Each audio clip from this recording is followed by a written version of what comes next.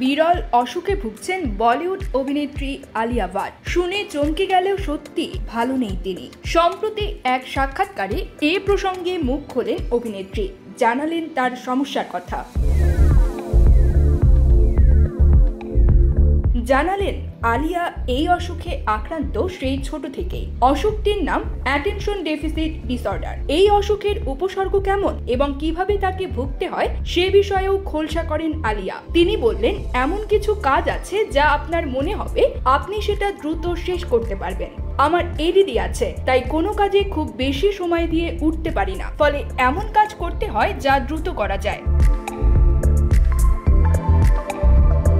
এই অসুখের কারণে বিয়ের দিনেও আলিয়া তার মেকআপ আর্টিস্টকে কড়া ভাষায় কথা বলেছিলেন বলেও জানান। অভিনেত্রীর কথায়, আমার বিয়ের দিন আমার মেকআপ আর্টিস্ট বলেছিলেন, আলিয়া এবার তোমার আমাকে 2 ঘন্টা সময় দিতেই হবে। আমি ওকে বলি, আপনি তাহলে কাজটাই হারাবেন। আমার বিয়ের দিন আমি আপনাকে কখনো 2 ঘন্টা দেব না, কারণ আমি আমার বিয়েটা উপভোগ করতে চাই।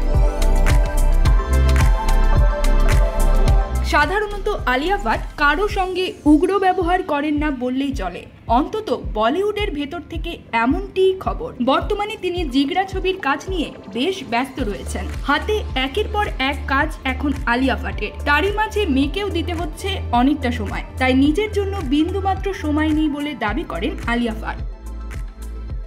News desk, channel 16।